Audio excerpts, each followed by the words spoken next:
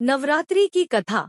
देवी दुर्गा और महिषासुर का युद्ध बहुत समय पहले की बात है। एक बहुत ही शक्तिशाली असुर था जिसका नाम महिषासुर था। उसने कठोर तपस्या करके भगवान ब्रह्मा जी को प्रसन्न कर लिया। ब्रह्मा जी ने प्रसन्न होकर उसे वरदान मांगने को कहा। महिषासुर बहुत चालाक था।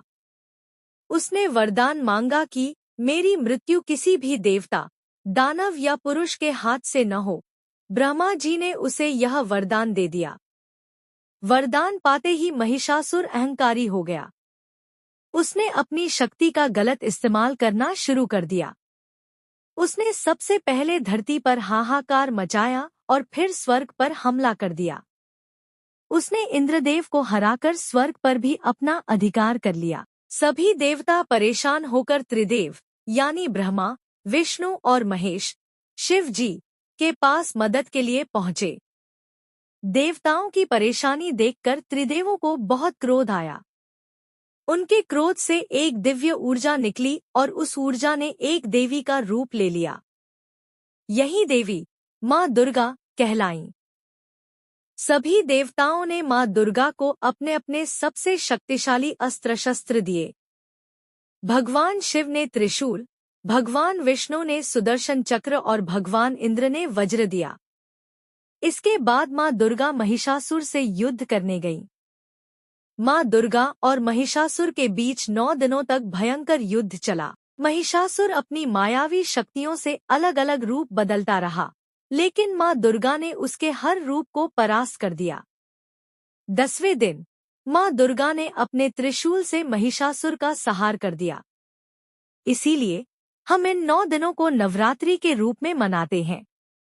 यह 9 दिन माँ दुर्गा के 9 रूपों, जिन्हें नवदुर्गा कहते हैं, की पूजा का समय है। यह पर्व बुराई पर अच्छाई की जीत का प्रतीक है। 10वां दिन, जिस दिन माँ ने विजय प्राप्त की, उसे विजयादशमी या दशहरा के रूप में मनाया जाता है। जरूर। चलिए मैं आपको बताती हूँ कि नवरात्रि में गरबा क्यों करते हैं। यह सिर्फ एक नाच नहीं, बल्कि भक्ति और पूजा का एक बहुत गहरा और सुंदर तरीका है। गरबा का अर्थ और महत्व 5 मिनट में समझें। गरबा करने के पीछे कुछ बहुत ही गहरे आध्यात्मिक कारण हैं, जिन्हें हम 3 हिस्सों में समझ सकते हैं। एक शब्द का अर्थ, गर्भ। गरबा शब्द संस्कृत के शब्द गर्भ से आया है, जिसका मतलब होता है वुम्ब या कोख, जहां से जीवन की शुरुआत होती है। परंपरागत रूप से गरबा एक मिट्टी के घड़े, जिसे गरबी कहते हैं, के चारों ओर किया जाता है। इस घड़े के अंदर एक दीपक जलाकर रखा जाता है। 2 प्रतीकों का महत्व। मिट्टी का घड़ा, गरबी। यह घड़ा हमारे शरीर और पूरे ब्रह्मांड का प्रतीक है। अंदर जलता दीपक, यह दीपक उस घड़े, शरीर के अंदर मौजूद दिव्य आत्मा, जीवन की ऊर्जा या स्वयं मां शक्ति का प्रतीक है। तो जब लोग इस गरबी के चारों ओर नाचते हैं, तो वे असल में हर इंसान के अंदर और इस पूरे ब्रह्मांड में मौजूद देवी शक्ति की पूजा कर रहे होते हैं। वे उस जीवन ऊर्जा का जश्न मनाते हैं जिससे दुनिया चलती है। 3 गोल घेरे में नाचने का कारण, गरबा हमेशा एक गोल घेरे, सर्किल में किया जाता है। यह गोल घेरा जीवन के चक्र को दर्शाता है। जन्म, जीवन, मृत्यु और फिर पुनर्जन्म। हिंदू धर्म में समय को सीधा नहीं, बल्कि एक चक्र की तरह माना गया है जो हमेशा चलता रहता है। इस चक्र में सब कुछ बदलता है, समय, लोग, परिस्थितियां। लेकिन एक चीज है जो कभी नहीं बदलती, वो है केंद्र में मौजूद देवी शक्ति, यानी वो जलता हुआ दीपक।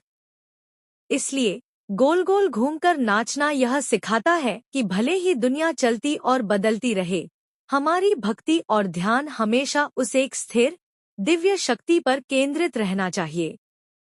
संक्षेप में, गरबा सिर्फ एक लोक नृत्य नहीं है। यह एक चलती फिरती, जीवंत पूजा है। इसके माध्यम से लोग माँ दुर्गा की शक्ति का जश्न मनाते हैं, जीवन और सृजन का सम्मान करते हैं। यह याद करते हैं कि बुराई पर हमेशा अच्छाई की जीत होती है। सब लोग मिलकर एक भक्ति और ऊर्जा का चक्र बनाते हैं जो देवी को समर्पित होता है।